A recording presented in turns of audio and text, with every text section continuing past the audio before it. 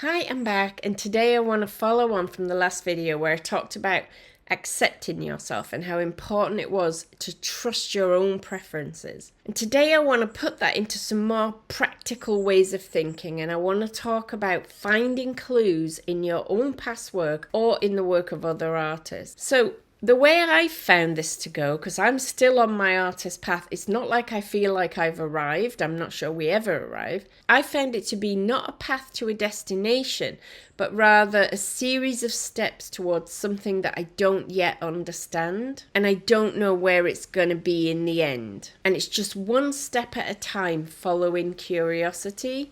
And the way I do that is I'm constantly looking at my own work for things I like and things I don't like. Remember I said it's all about your preferences? When I was first starting out, and even now sometimes, that could be the tiniest thing, because a lot of times I made things I just didn't like. I didn't think they were very good.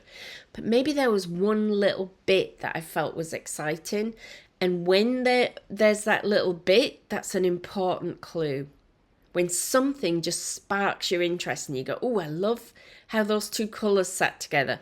Or I love that little bit of the painting where it got a bit more abstracted.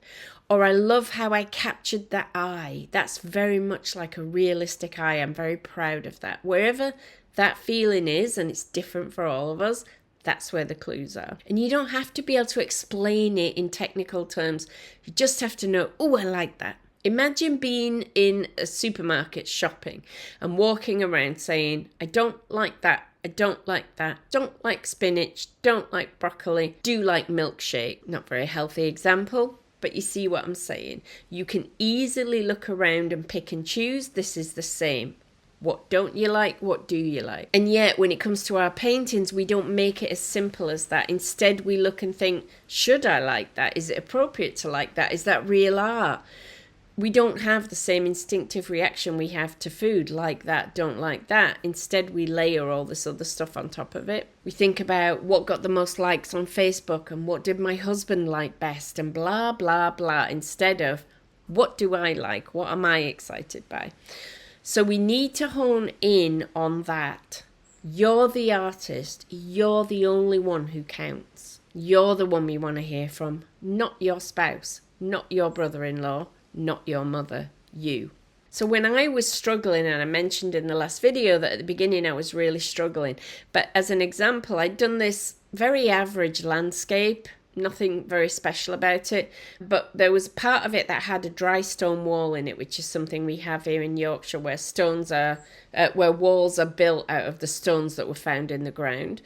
And I love these dry stone walls, and I painted this particular one, and it wasn't that great, except for one little bit where in the bottom right-hand corner, the wall had just gone slightly abstracted, and I loved that section. I was so excited by that section. I didn't know how I'd done it. It was a total accident, but I left it as that because it was exciting to me. And I realised now that what I was really enjoying was the contrast between the abstracted part and the part that was more realistic, but I didn't know that then. I just knew, ooh, I like that.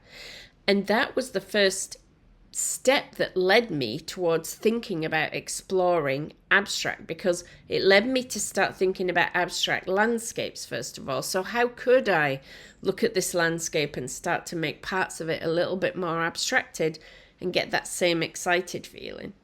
And for a while I was terrible at abstract landscapes. Now I'm at a point where I'm moving away from the landscape altogether and working on much more abstract compositions.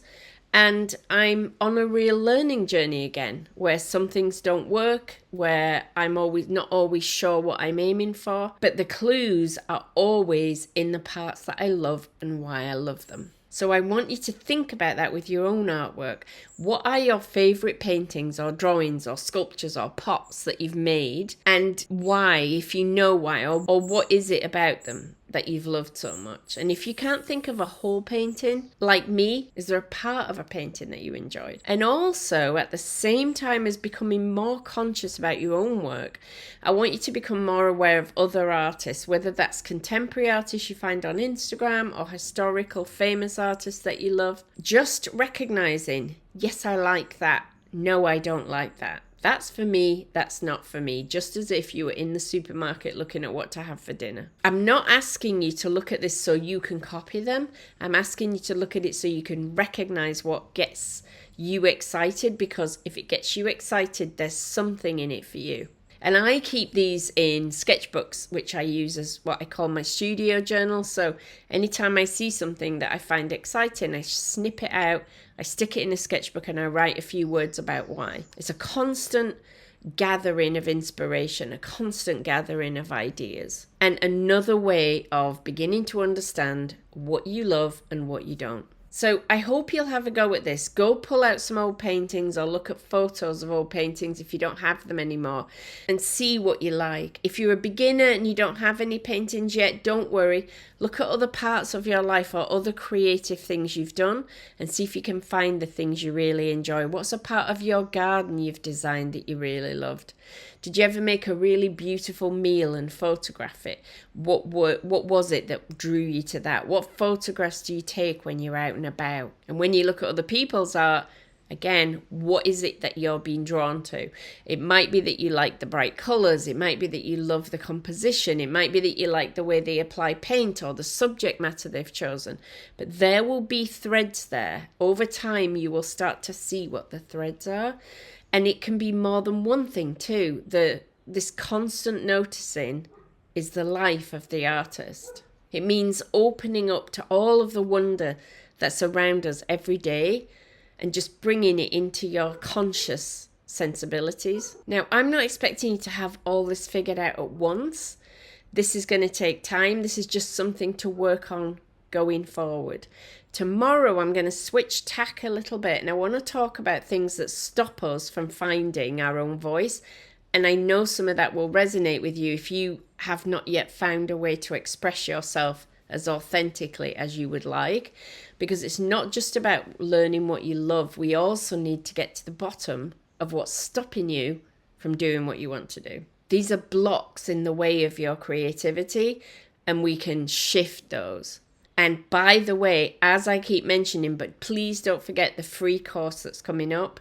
At the time that you're watching these videos, you're really lucky because it only happens once a year. So you've hit me at just the right time. So add your name to the list. Do not miss that free course. You do not have to pay anything for it. Why would you miss it? We're going to have so much fun, and I knock down these blocks for you. So make sure you're on that list, and I'll see you in the next video.